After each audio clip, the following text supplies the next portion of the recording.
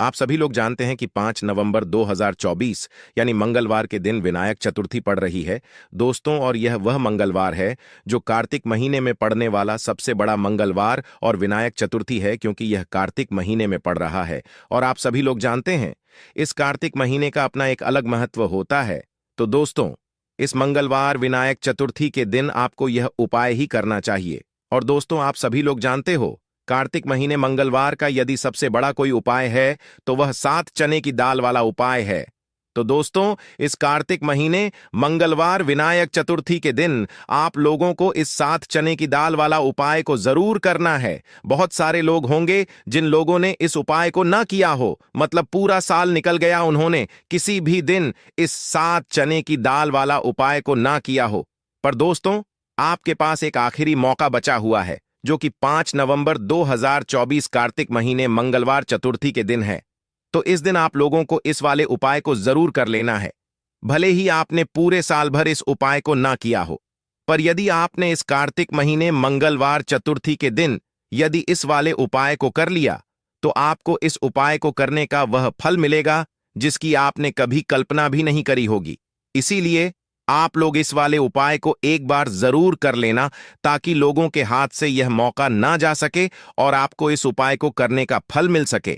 दोस्तों, यह उपाय पंडित जी ने अपनी अभी की ही शिव महापुराण की कथा में बताया है, जिस उपाय को आज हम आपको बहुत अच्छे से समझाने वाले हैं। इस वीडियो को देखने के पश्चात इस उपाय को समझने के लिए आपको कोई और वीडियो को देखने की जरूरत नहीं पड़ेगी। तो चलिए दोस्तों, उपाय को शुरू करते हैं। देखिए, यह इस कार्तिक महीने के मंगलवार चतुर्थी के दिन यह इतना खास होता है, इतना महत्वपूर्ण होता है। देखा गया है कभी कभी बड़े बड़े पूजा पाठ अनुष्ठान से जो मनोकामना पूर्ण नहीं होते, वह कार्तिक महीने के दिन एक छोटे से उपाय करने से ही आपकी मनोकामना पूर्ण हो जाती है। और बहुत सारे लोगों ने इस उपाय को किया भी है और उनको इस उपाय को करने का फल भी जरूर मिला है। यदि आप लोग भी इस उपाय को करना चाहते हैं तो आप इस उपाय को पहले अच्छे से समझ लेना, सुन लेना, उसके पश्चात करना। आपको इस उपाय का फल जरूर मिलेगा। और इस उपाय को कर लेने से आपके घर में चाहे किसी भी प्रकार की दुख और समस्या क्यों ना चल रही हो, आपको उसका कारण भी नहीं पता है कि भाई ये समस्या किस कारण से चल रही है, उसका कुछ भी कारण हो सकता है, जैसे पितृदोष हो सकता है या किसी भी तरह का मंगल दोष भी हो सकता है। तो इस दिन आप लोगों को 7 चने की दाल वाला उपाय कर लेना है। यह एक ऐसा उपाय है जिस उपाय को यदि किसी खास दिन पर किया जाए तो भाई उस खास दिन का जो है वह तो हमें ही मिलता है। पर हमने उस दिन पर इस 7 चने की दाल वाला उपाय को किया है तो हमें उससे भी बड़ा फल मिलता है, और फल बहुत जल्दी मिलता है, क्योंकि आप इस उपाय को बहुत ही बड़े और खास दिन पर कर रहे हो। तो चलिए अब उपाय के बारे में बात करते हैं, किंतु उससे पहले आप लोगों को यह जानना आवश्यक है कि आखिर यह उपाय किस समय करना है, किसको करना है और कैसे करना है। तो चलिए हम आगे आपको वीडियो में एक एक करके बता देते हैं। किंतु उससे पहले यदि आप लोग चैनल पर नए हैं तो हमारे चैनल को सब्सक्राइब कर लेना और इस वीडियो को लाइक करके कमेंट बॉक्स में श्री नमस्तु भयंकर ओम नमः शिवाय जरूर टाइप कर देना।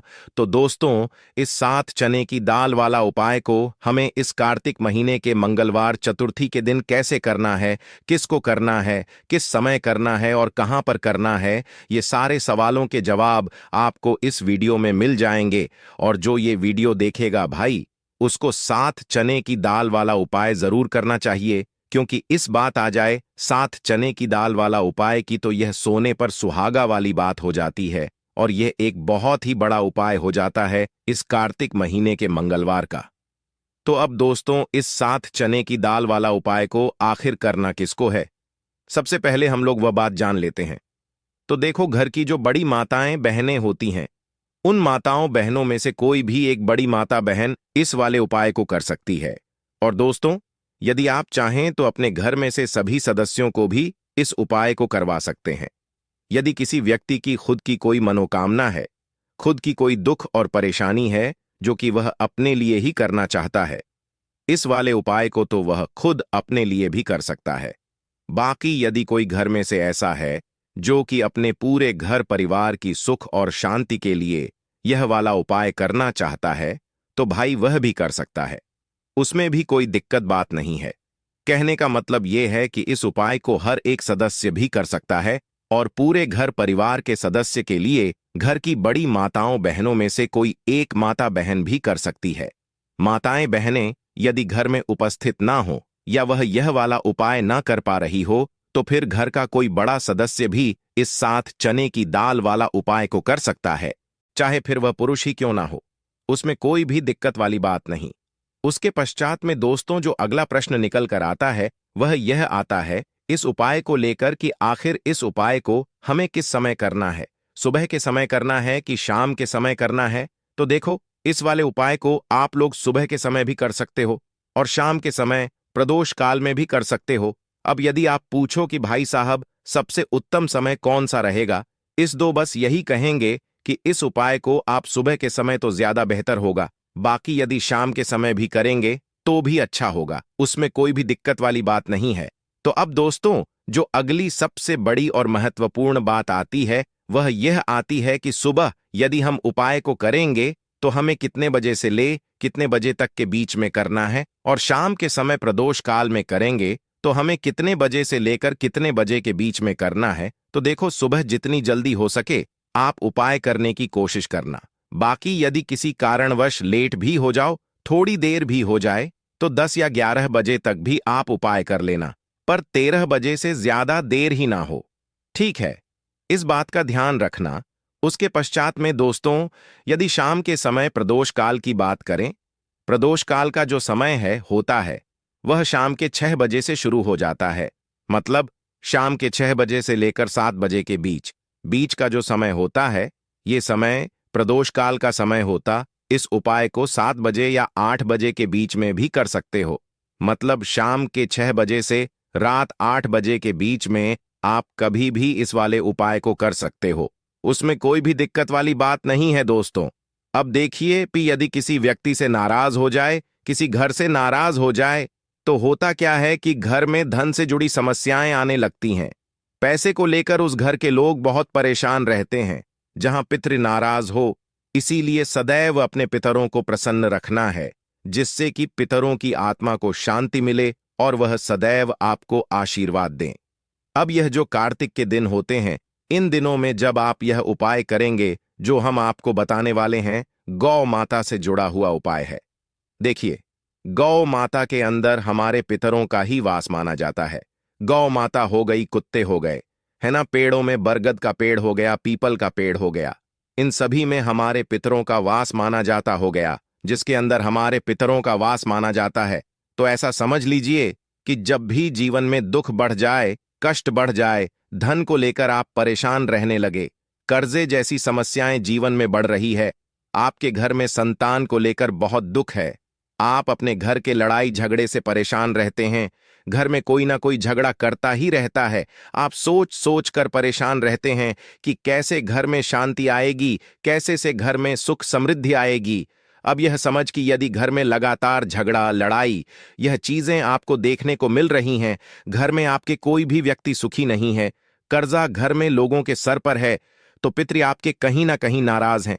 देखिए, पितृदोष जब घर में होता है ना, तो ऐसा नहीं कि आपको देखने से पितृदोष दिखेगा, इसका आप अंदाजा लगा सकते हैं घर में होने वाली घटनाओं से। जैसे कि खाना आप खाते हैं या घर का कोई भी सदस्य खाना खाता है, यदि उस खाने में कहीं ना कहीं बाल निकलता है ना, या वह खाना गिर जाता है खाते खाते, तब भी आपके घर में पितृदोष है, यानी पितृ आपके नाराज हैं। साथ ही साथ अचानक से घर में दुर्घटनाएं हो रही हैं, पितृ आपके नाराज हैं। अब जो उपाय आपको बताने वाले हैं, इस उपाय को कर लीजिए, पितृ भी प्रसन्न और धन को लेकर तो कभी आपको परेशान होना ही नहीं पड़ेगा। चलिए बात कर लेते हैं पहला वाला उपाय में, जो कि पितरों को प्रसन्न करने के लिए है और घर में स्थिर लक्ष्मी के वास के लिए। मतलब कभी आपके घर में ऐसा नहीं होगा कि आज पैसा आ रहा है और कल पैसा नहीं आ रहा है। ऐसा बहुत सारे घरों में होता है कि पैसा आता है तो रुकता नहीं है, और यदि पैसा रुकता है तो फिजूल खर्ची बहुत होती है, धन की बर्बादी बहुत होती है, जिससे कि घर के सदस्य बहुत ही परेशान रहते हैं। अब ज्यादातर लोग की यह समस्या होती है कि धन की बर्बादी हो रही है और घर में पैसा नहीं रुक रहा है। यदि आपके साथ भी ऐसा है तो बिल्कुल से आपको यह उपाय सुनना चाहिए। और इसे कार्तिक में जरूर करना चाहिए। देखिए आप यहां पर क्या करना है कि तो चलिए दोस्तों जान लेते हैं गुरुदेव द्वारा बताए गए सबसे पहले और खास उपाय के बारे में। देखिए दोस्तों, गुरुदेव ने बताया है कि मंगलवार के दिन किया जाने वाला यह सबसे खास और सर्वश्रेष्ठ उपाय है। देखो आगे बढ़ने से पहले वीडियो को एक लाइक जरूर करें। देखो सबसे पहला उपाय, यदि आपके जीवन में कर्जा बहुत अधिक है, आपके जीवन में संकट बहुत अधिक रहते हैं, आपके ऊपर बहुत अधिक विपदा आ रही है, बार बार आपको अपने व्यापार में और अपने धन में हानि देखने को मिल रही है, यानी को प्रत्येक कार्य में हानि हो रही है, तो आपको यह उपाय करना चाहिए। दोस्तों गुरुदेव ने बताया है कि मंगलवार के दिन किया जाने वाला यह सबसे खास और सर्वश्रेष्ठ उपाय है। गुरुदेव द्वारा बताए गए सबसे पहले और खास उपाय के बारे में। दोस्तों अब देखिए, यदि किसी व्यक्ति से नाराज हो जाए, किसी घर से नाराज हो जाए, तो होता क्या है कि घर में धन से जुड़ी समस्याएं आने लगती हैं। पैसे को लेकर उस घर के लोग बहुत परेशान हैं। जहां पितृ नाराज हो, इसीलिए सदैव अपने पितरों को आपको प्रसन्न रखना है, जिससे कि पितरों की आत्मा को शांति मिले और वह सदैव आपको आशीर्वाद दें। अब ये जो कार्तिक के दिन होते हैं, इन दिनों में जब आप यह उपाय करेंगे जो हम आपको बताने वाले हैं, गौ माता से जुड़ा हुआ उपाय है। देखिए गौ माता के अंदर हमारे पितरों का ही वास माना जाता है। गौ माता हो गई, कुत्ते हो गए हैं ना, पेड़ों में बरगद का पेड़ हो गया, पीपल का हो गया, इन सभी में हमारे पितरों का वास माना जाता है। पक्षियों में कौवा हो गया, जिसके अंदर हमारे पितरों का वास माना जाता है। तो ऐसा समझ लीजिए कि जब भी जीवन में दुख बढ़ जाए, कष्ट बढ़ जाए, धन को लेकर आप परेशान रहने लगे, कर्जे जैसी समस्याएं जीवन में बढ़ रही है, आपके घर में संतान को लेकर बहुत दुख है, आप अपने घर के लड़ाई झगड़े से परेशान रहते हैं, घर में कोई ना कोई झगड़ा करता ही रहता है, आप सोच सोच कर परेशान रहते हैं कि कैसे घर में शांति आएगी, कैसे से घर में सुख समृद्धि आएगी। अब यह समझ लीजिए, यदि घर में लगातार झगड़ा लड़ाई यह चीजें आपको देखने को मिल रही हैं, घर में आपके कोई भी व्यक्ति सुखी नहीं है, कर्जा घर में लोगों के सर पर है, तो पितृ आपके कहीं ना कहीं नाराज है। देखिए पितृदोष जब घर में होता है ना, तो ऐसा नहीं कि आपको देखने से पितृदोष दिखेगा, इसका आप अंदाजा लगा सकते हैं घर में होने वाली घटनाओं से। जैसे कि खाना आप खाते हैं या घर का कोई भी सदस्य खाना खाता है, यदि उस खाने में कहीं ना कहीं बाल निकलता है ना, या वो खाना गिर जाता है खाते खाते, तब भी आपके घर में पितृदोष है, यानी पितृ आपके नाराज हैं। साथ ही साथ अचानक से घर में दुर्घटनाएं हो रही हैं, पितृ आपके नाराज हैं। अब जो उपाय आपको बताने वाले हैं, इस उपाय को कर लीजिए, पितृ भी प्रसन्न और धन को लेकर तो कभी आपको परेशान होना ही नहीं पड़ेगा। चलिए बात कर लेते हैं पहला वाला उपाय में, जो कि पितरों को प्रसन्न करने के लिए है और घर में स्थिर लक्ष्मी के वास के लिए। मतलब कभी के घर में ऐसा नहीं होगा कि आज पैसा आ रहा है और कल पैसा नहीं आ रहा है। ऐसा बहुत सारे घरों में होता है कि पैसा आता है तो रुकता नहीं है, और यदि पैसा रुकता है तो फिजूल खर्ची बहुत होती है, धन की बर्बादी बहुत होती है, जिससे कि घर के सदस्य बहुत ही परेशान रहते हैं। अब ज्यादातर लोग की यह समस्या होती है कि धन की बर्बादी हो रही है और घर में पैसा नहीं रुक रहा है। यदि आपके साथ भी ऐसा है तो बिल्कुल से आपको यह उपाय सुनना चाहिए और इसे कार्तिक में जरूर करना चाहिए। देखिए आपको यहां पर क्या करना है कि तो चलिए दोस्तों जान लेते हैं गुरुदेव द्वारा बताए गए सबसे पहले और खास उपाय के बारे में। देखिए दोस्तों, गुरुदेव ने बताया है कि मंगलवार के दिन किया जाने वाला यह सबसे खास और सर्वश्रेष्ठ उपाय है। दोस्तों अब देखिए यदि किसी व्यक्ति से नाराज हो जाएं, किसी घर से नाराज हो जाएं, तो होता क्या है कि घर में धन से जुड़ी समस्याएं आने लगती हैं, पैसे को लेकर उसके लोग बहुत परेशान रहते हैं जहां पितृ नाराज हो। इसीलिए सदैव अपने पितरों को आपको प्रसन्न रखना है, जिससे कि पितरों की आत्मा को शांति मिले और वह सदैव आपको आशीर्वाद दें। अब यह जो पितृपक्ष के दिन होते हैं, इन दिनों में जब आप यह उपाय करेंगे जो हम आपको बताने वाले हैं। दोस्तों अगर आपने अभी तक हमारे इस छाया जैन चैनल को सब्सक्राइब नहीं किया है तो सब्सक्राइब कर लें, जिससे कि आपको ऐसी ज्ञानवर्धक वीडियो मिलती रहे। आइए शुरू करते हैं। गौ माता से जुड़ा हुआ उपाय है। देखिए गौ माता के अंदर हमारे पितरों का ही वास माना जाता है। गौ माता हो गई, कुत्ते गए हैं ना, पेड़ों में बरगद का पेड़ हो गया, पीपल का पेड़ हो गया, इन सभी में हमारे पितरों का वास माना जाता है। पक्षियों में कौवा हो गया, जिसके अंदर हमारे पितरों का वास माना जाता है।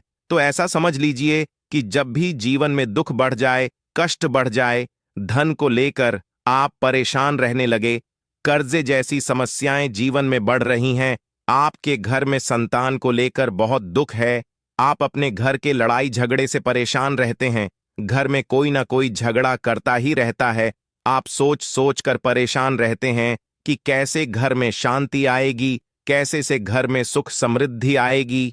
अब यह समझ लीजिए कि यदि घर में लगातार झगड़ा लड़ाई यह चीजें आपको देखने को मिल रही हैं, घर में आपके कोई भी व्यक्ति सुखी नहीं है, कर्जा घर में लोगों के सर पर है, तो पितृ आपके कहीं ना कहीं नाराज हैं।